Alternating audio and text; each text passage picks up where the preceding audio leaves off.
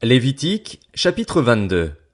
L'Éternel dit à Moïse, Parle à Aaron et à ses fils des cas où ils doivent s'abstenir des offrandes saintes que me consacrent les Israélites, afin de ne pas déshonorer mon saint nom. Je suis l'Éternel.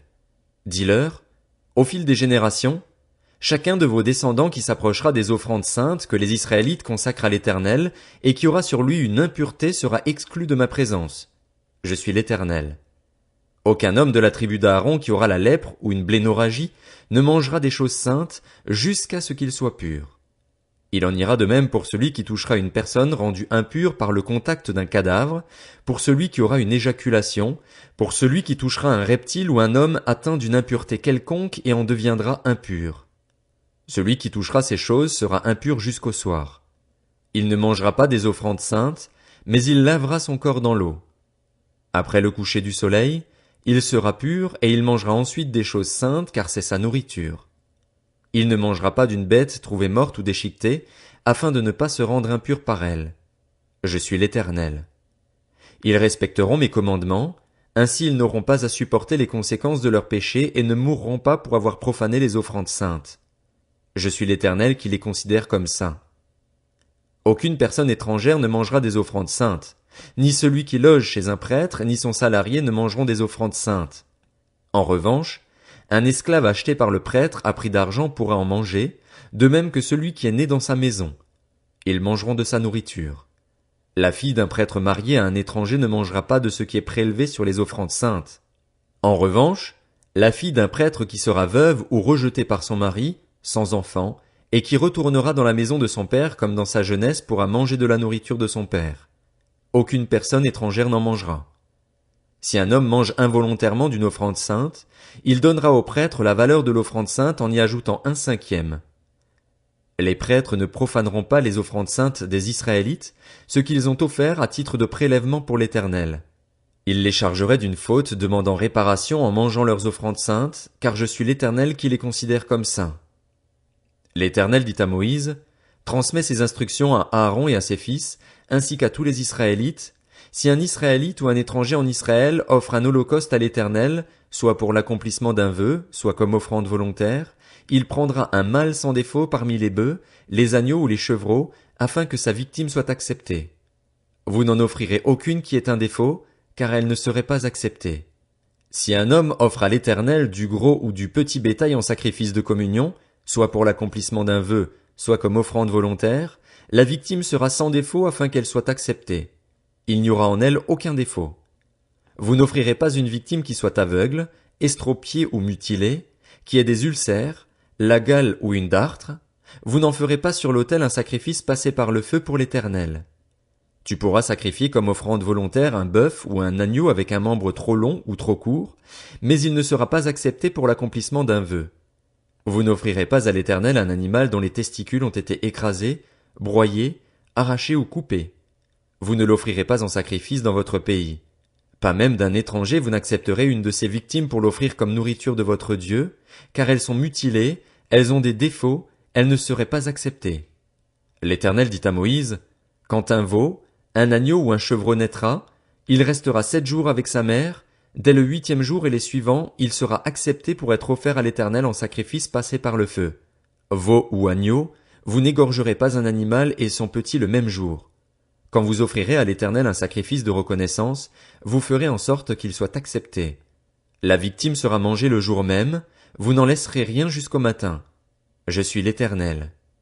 Vous respecterez mes commandements, vous les mettrez en pratique. Je suis l'Éternel.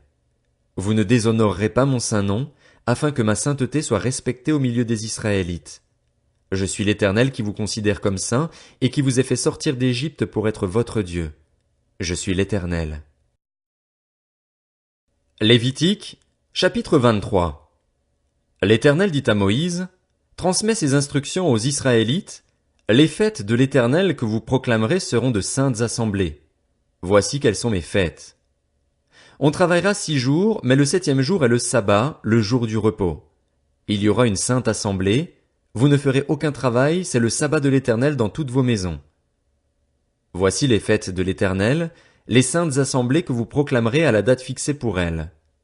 Le 14e jour du 1er mois, au coucher du soleil, ce sera la Pâque de l'Éternel. Et le 15e jour de ce mois, ce sera la fête des pains sans levain en l'honneur de l'Éternel. Vous mangerez pendant 7 jours des pains sans levain. Le premier jour, vous aurez une sainte assemblée, vous n'effectuerez aucun travail pénible.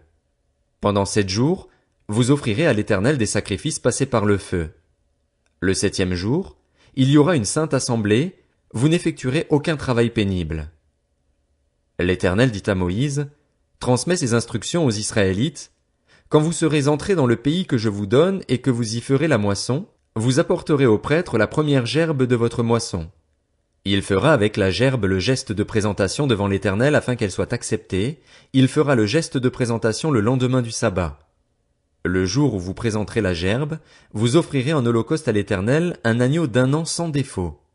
Vous y joindrez une offrande de 4,5 litres de fleur de farine pétrie à l'huile, comme offrande passée par le feu dont l'odeur est agréable à l'Éternel, et vous ferez une offrande d'1 litre de vin.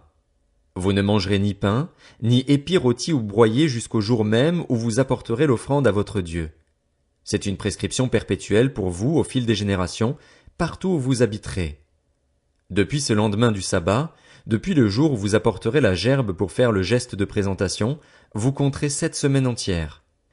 Vous compterez 50 jours jusqu'au lendemain du 7e sabbat et vous ferez une offrande nouvelle à l'Éternel. Vous apporterez de vos maisons 2 pains pour qu'ils soient présentés. Ils seront faits avec 4,5 litres de fleur de farine et cuits avec du levain en tant que première part réservée à l'Éternel.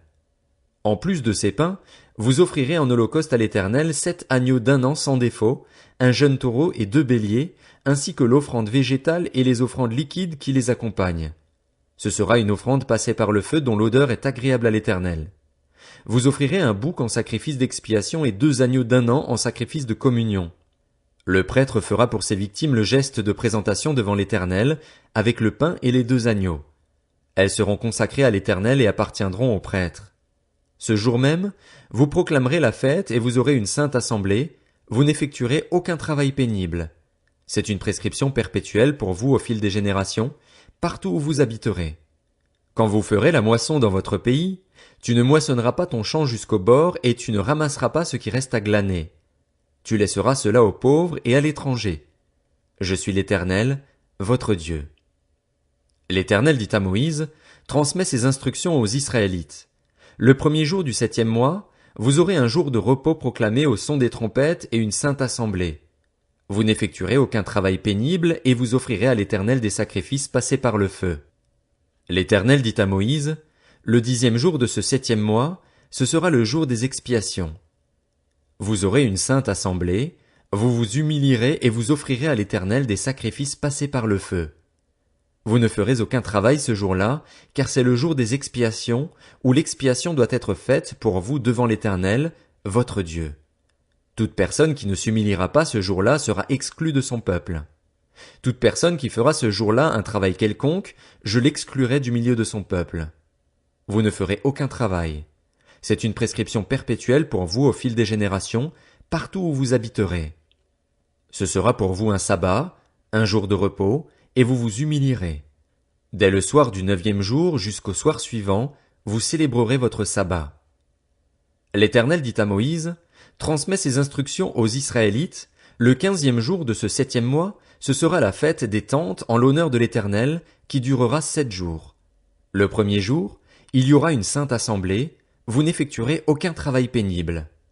Pendant 7 jours, vous offrirez à l'Éternel des sacrifices passés par le feu.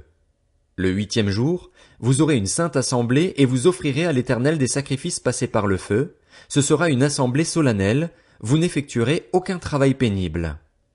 Telles sont les fêtes de l'Éternel, les saintes assemblées que vous proclamerez afin que l'on offre à l'Éternel des sacrifices passés par le feu, des holocaustes, des offrandes végétales, des victimes et des offrandes liquides, chacun le jour fixé.